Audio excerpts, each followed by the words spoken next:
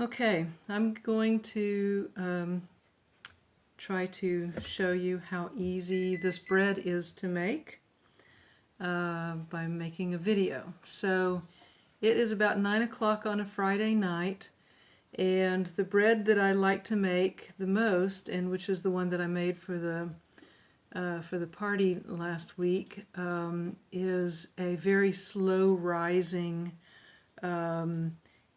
It's kind of a rustic, crusty bread. So it's kind of like an artisan bread, the kind of bread that that you might break bread and have with like cheese and wine and grapes and that kind of stuff. Or you can also slice it and make sandwiches with it and stuff like that. The texture of the bread does not tend to be as fine and even as like sandwich bread, for example. You know, but it's good, and it's very, very easy, and I'm going to show you how easy it is. Okay, so it's basically a 4-ingredient bread. The only 4 ingredients that you need are flour, water, yeast, and salt. And for the flour, you can use all-purpose flour. I like to use bread flour, which has a little bit more gluten in it, and so it makes it, the texture is a little bit chewier than with all-purpose flour, but I've made it with all-purpose flour tons of times, and it's also very good. And then sometimes I add other kinds of flour to it, like, you know, whole wheat flour or rye flour or whatever the case may be. So I'm going to make 2 kinds of bread. I'm going to make a white bread, and then I'm going to make a wheat bread. So we're going to start out with 3 cups of flour. So for the white bread, I'm going to do all 3 cups bread flour. And you don't have to be real fussy about measuring this out. So there's 1 cup. And 2 cups. And 3 cups. 3 cups of bread flour. For the wheat bread, I'm going to use 2 cups of the bread flour, and then 1 cup of the whole wheat flour. And the reason that I do it that way is because if you use all whole wheat flour, it just makes a really dense, kind of a bitter bread. And I don't like it that way. So I mix 2/3 regular flour with 1/3 wheat flour. And I do like to use, you know, quality flour. So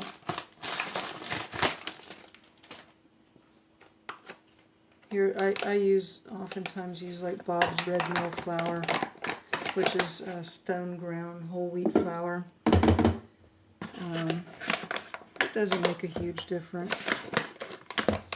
So, alright, so there's 1 cup of wheat flour.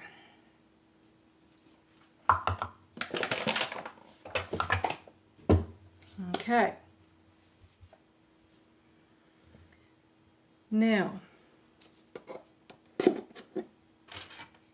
you want to use about 1.5 teaspoons of salt. Again, you don't have to be terribly exact with this. So there's about 1.5 teaspoons of salt in each mix.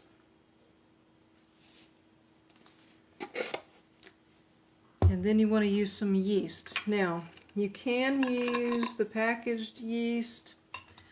What I like to use is the fast rising bread machine yeast, because you only use just a tiny bit. You only use a 1/2 teaspoon of yeast.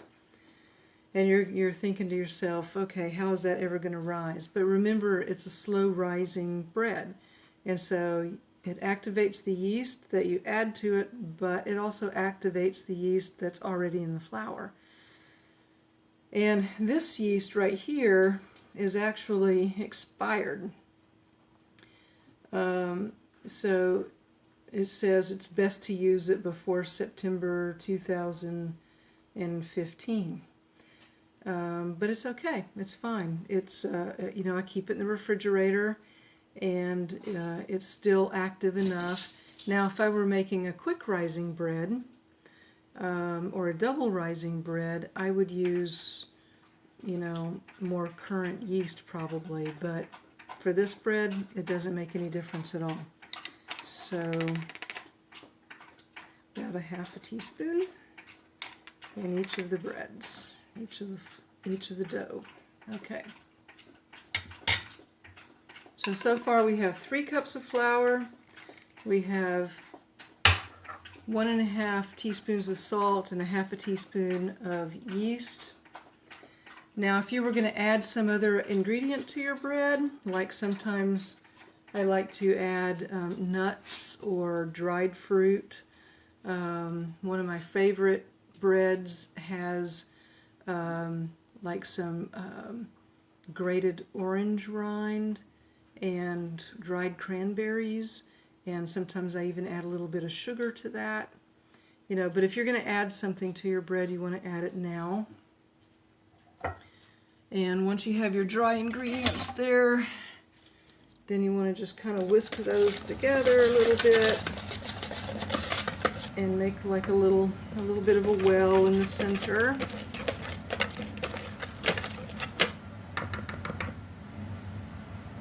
Okay, now to each of the breads you want to add 1½ cups of water. It doesn't have to be lukewarm water. I use water right out of the tap.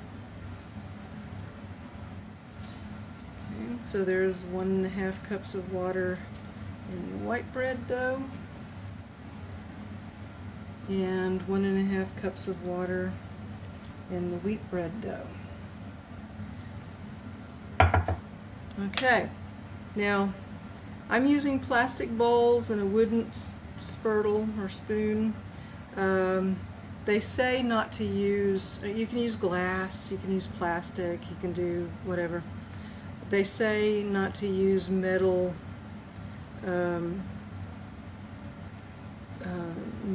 metal with yeast, either metal bowls or metal kitchen implements. I don't know what you call, but because it interacts with the yeast, I don't know.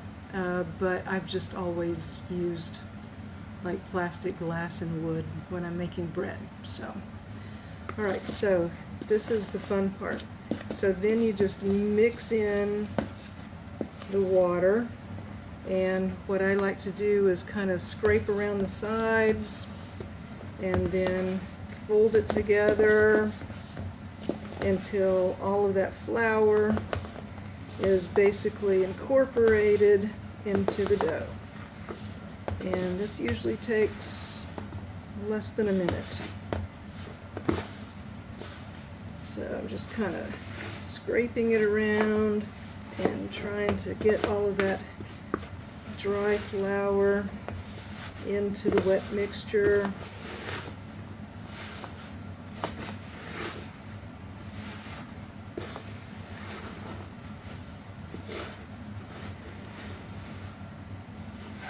Okay, and there you have it, and I do have clean hands. Okay, so this is what you get. You get basically a shaggy mess. Okay, so now I'm going to mix up the wheat dough, doing the same thing. Scrape around the edge and along the bottom.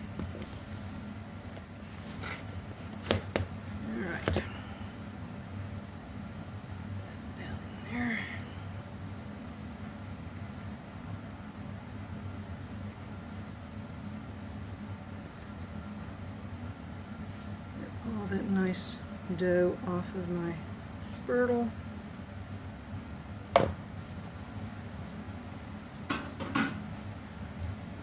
Okay, and there you have it. Same thing, just kind of a shaggy mess. Now,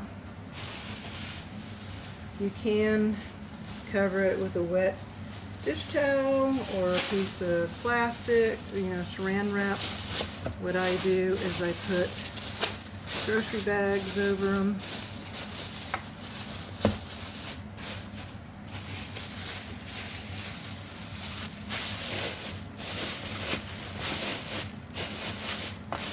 And then you want to let this rise for about 12 to 16 hours. I have done it in as few as 8 or 9 hours before, and it was fine. But you tend to get a little bit nicer texture if you let the yeast develop a little bit longer. So I found that like 12 to 16 hours really is ideal. So we're going to let this rise overnight, and then I'll come back in the morning and I'll show you how to finish baking the bread. Okay, good morning, babes. It's Saturday morning, about 10 o'clock. We had a little cold snap during the night, which makes today perfect for bread baking. And I just took the plastic bags off of my bowls here, and I wanted to show you what the dough looks like at this point. So let's see if I can. All right, here is the wheat dough. And hopefully you can see that it's about doubled in size, maybe a little less than that, and that it has some little bubbles on the top of it. And the plastic bags have kept my dough from drying out. And here is the white flour dough. Same thing, about doubled in size. Actually, this one doubled a little bit more. Rose a little bit more than the wheat bread, because, I don't know, wheat bread just doesn't rise as much. And it also has little bubbles on the top.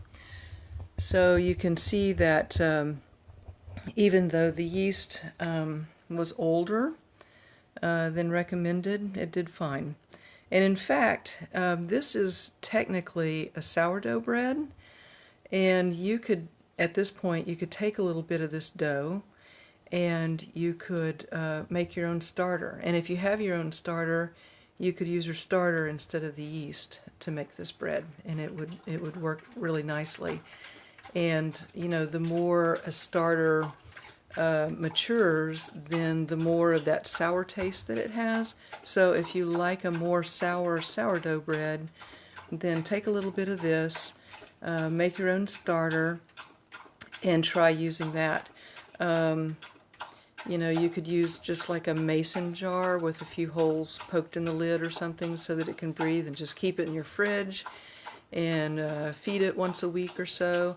When I keep a starter, which I don't have right now, I don't tend to be really fussy with it. So if you only feed it and use it once every few weeks, it's fine. Heck, it can sit in there for 6 months and be fine, as long as it doesn't grow that orangey mold on it. At which point then you would need to throw it out. But as long as you take reasonably good care of it and feed it regularly, then it's fine.